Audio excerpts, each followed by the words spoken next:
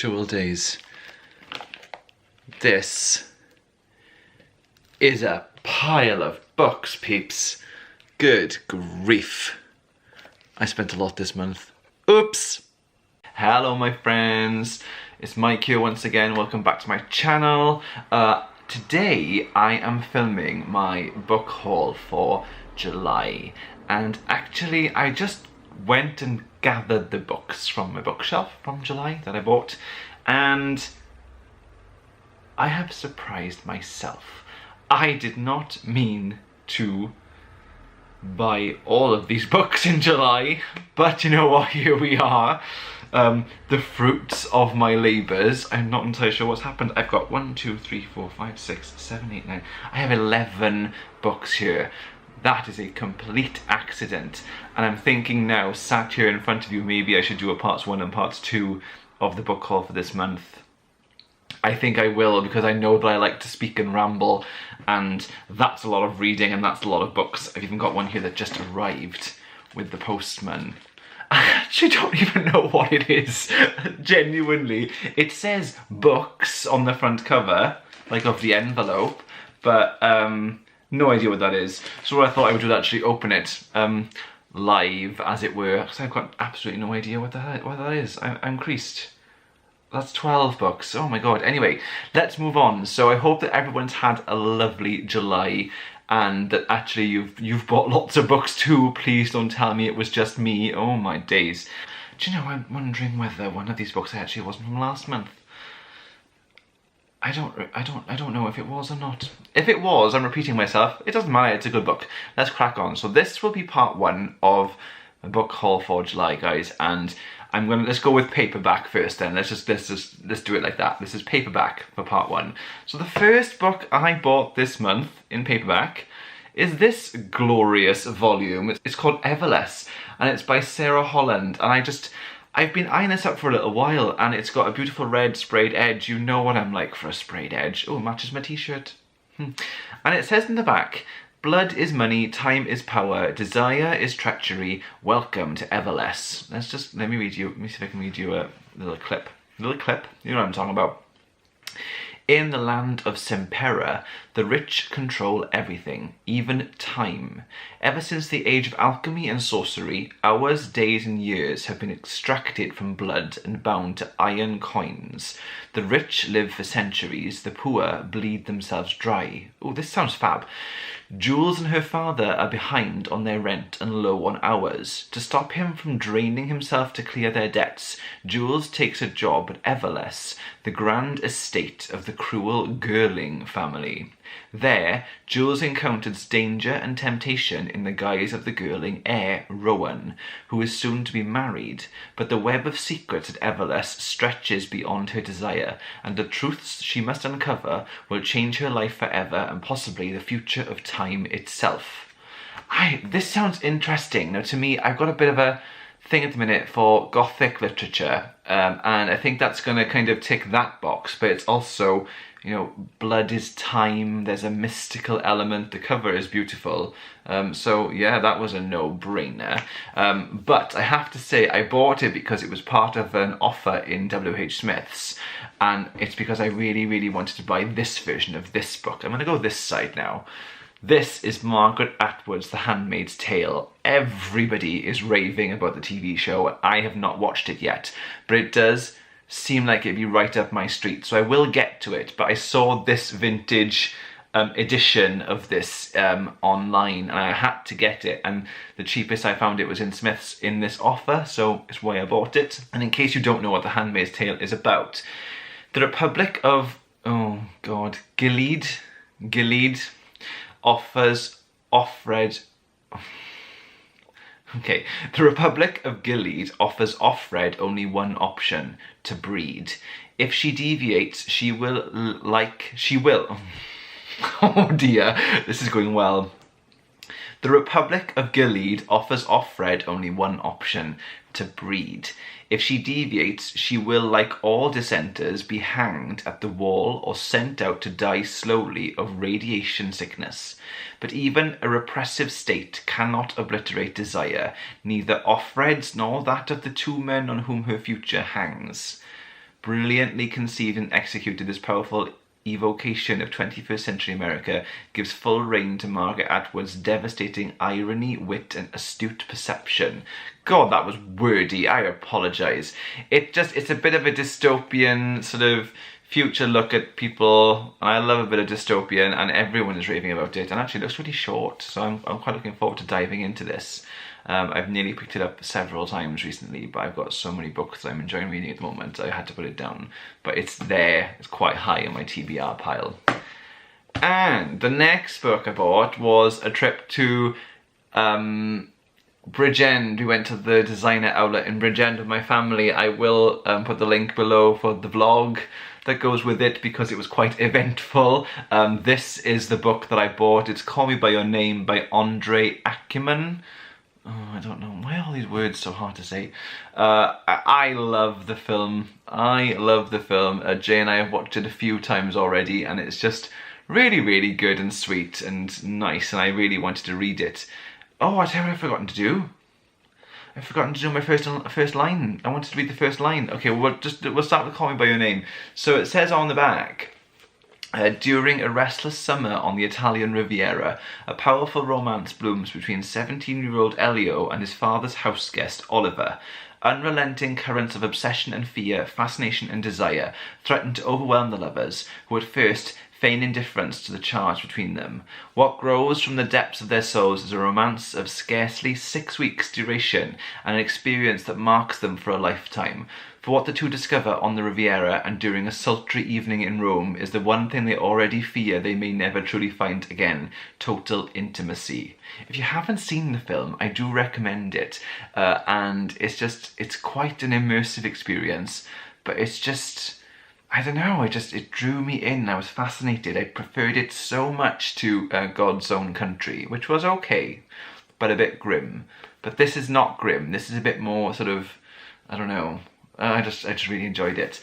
I wanted to read the first line of each book out. That was my first sentence. I wanted to read the first sentence. That was one of my sort of promises to myself about my future book hauls, and I've forgotten with the first 2 books already. How good am I doing? But let's start here. The first line. Later, the word, the voice, the attitude. Interesting.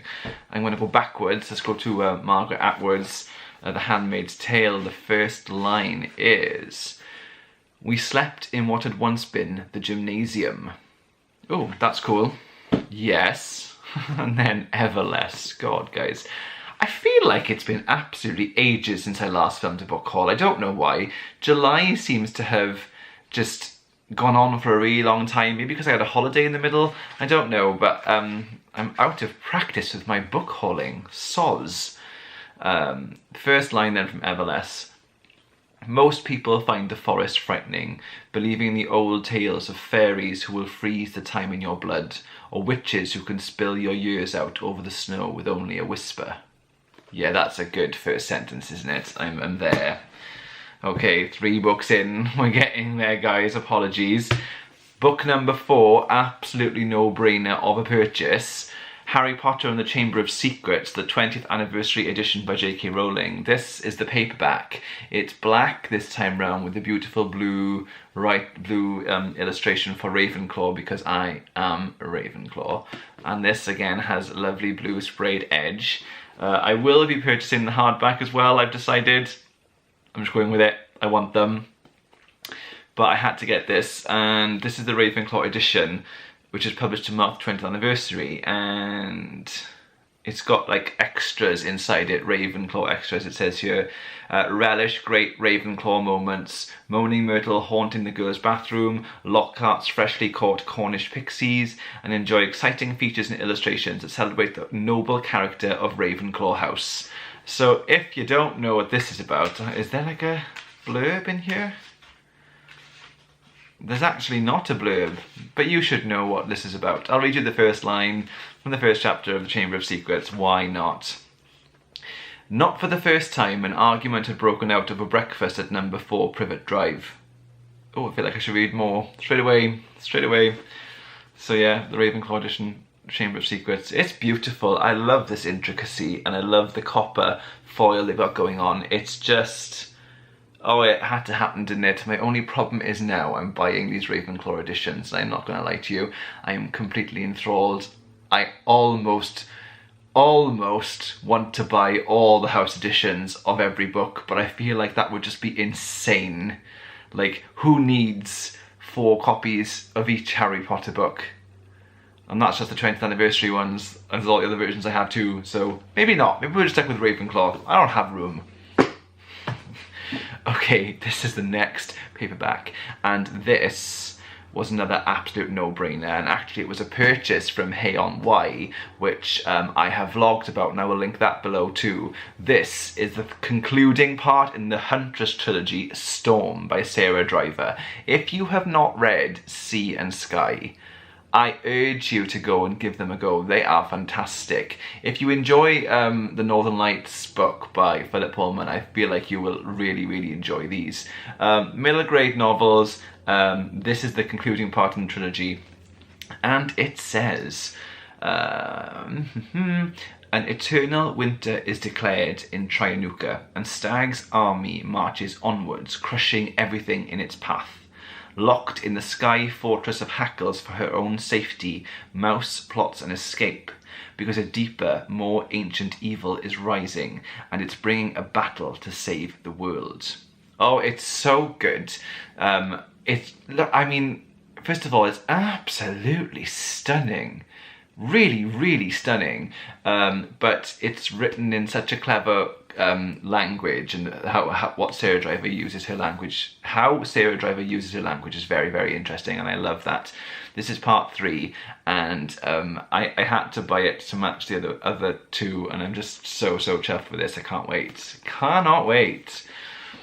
And then the last book was another book that I bought from On Wye this time round, and this is a bit of an odd one to explain, but this is The Raven's Knot by Robin Jarvis. This is the second book in the Tales from the Weird Museum trilogy, which I do already own, but my copies are so well read, they are basically falling to bits.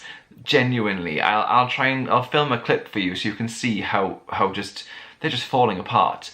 And I saw this in one of the second-hand bookshops in On Wye, and I just thought, you know what, I'm going to replace my copies of them. I'd really like to do that, because mine are just, I wouldn't like to take them out of the house, they're so bad, they're going to fall apart.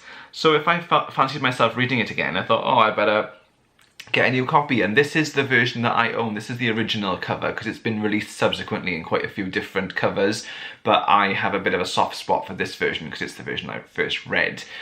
This is part 2 of a trilogy, and so I'll read at the back and you'll understand. Oh, I didn't read the first line of Storm. Do you know, I wish I was more prepared for these things. I just kind of put the camera on and hope for the best. Let me just read the first part of Storm before we carry on. Stark eyes glint all around me, peering from the depths of fur hoods. First sentence. Soz, this is very rambly, I apologise. I mean, in part 2 I'm going to do better, I really, really do promise. This, on the back, says, in a grimy alley in the East End of London stands the Weird Museum, cared for by the strange Webster sisters and scene of even stranger events. Brought out of the past, elfin like Edie Dawkins must now help the Websters to protect their age-old secret. For outside the museum's enchanted walls, a nightmarish army is gathering in the mystical town of Glastonbury, bent on destroying the sisters and their ancient power once and for all. These were my favourite books as a kid. Like, my favourite books as a kid, and I'm going to be speaking about them a bit more later on, but this is part 2, and I think this is my favourite volume of the trilogy, and it's just glorious. There's a fantastic drawing on the front, I'm not sure if you can see, of the Crow doll and the 3 sisters either side of the door, this entrance to the museum. Beautiful, beautiful illustration, and so now I'm on the hunt to find books 1 and 3 in this version in good nick. This is in remarkably good condition considering it's a second-hand book. I was very, very pleased with it, and it was really cheap from my favourite bookshop, Richard Booth's in On Wye. Yay. And the first line, oh, I nearly forgot. Oh, I nearly forgot. There is a prologue that comes to the first line. Let's go there. So, brindled with bitter biting frost, the plough-churned soil of the Somerset levels was bare and black. Oh, that's very emotive, isn't it? Fab.